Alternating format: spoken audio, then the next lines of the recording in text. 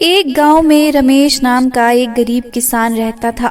उसकी जिंदगी का एक ही सपना था कि उसकी फसल इतनी अच्छी हो कि वह गरीबी से छुटकारा पा सके। लेकिन उसकी मेहनत के बावजूद उसकी फसलें हमेशा खराब हो जाती थी, जिससे वह कर्ज में डूबता जा रहा था। एक दिन निराश रमेश एक साधु से मिला जो गांव में भिक्षा मांगते हुए आया था। साधु ने रमेश की हालत देखी और उसके साथ कुछ वक्त बिताया। रमेश ने अपनी सारी परेशानियां साधु को बताई। साधु ने उसकी बातें ध्यान से सुनी और उसे एक उपाय बताया। उसने कहा, इस जंगल की दूसरी ओर एक पुराना मंदिर है जहां एक अनमोल खजाना है, लेकिन उसे पाने के लिए तुम्हें एक शर्त माननी होगी। उस खजाने में तुम्हें जितना चाहो उतना सोना मिल जाएगा, लेकिन तुम्हें सूर्यास्त से पहले वहाँ से बाहर निकलना होगा। अगर तुम सूर्यास्त के बाद भी वहाँ रुके तो सारा सोना राख में बदल जाएगा। रमेश को लगा कि उसकी जिंदगी बदलने का यह सबसे अच्छा मौका है। अगले ही दिन सुबह वह जंगल में चल पड़ा और मंदिर तक पहुँच गया। मंदिर के अंदर सचमुच सोने के सिक्कों का एक बड़ा ढेर था। उसकी आंखों में चमक आ गई। उसने सिक्कों को अपनी थैली में भरना शुरू कर दिया और सोचता गया, अगर मैं और थोड़ी देर रुकूं तो ज्यादा सोना ले जा सकता हूँ और फिर मुझे कभी गरीबी का सामना नहीं करना पड़ेगा। वह लालच में अंधा हो चुका था। धीरे धीरे समय बीतता गया और उसे याद भी नहीं रहा कि सूरज कब ढलने वाला है। जब मंदिर में अंधेरा होने लगा तब उसे होश आया कि सूर्यास्त होने वाला है। डरते हुए वह तेजी से सोने के सिक्कों को अपनी थैली में डालने लगा, लेकिन तभी मंदिर का दरवाजा धीरे धीरे बंद होने लगा। उसने बाहर निकलने की कोशिश की, लेकिन दरवाजा बंद हो गया। अचानक उसकी थैली का सारा सोना राख में बदल गया। रमेश की मेहनत, उसका सपना सब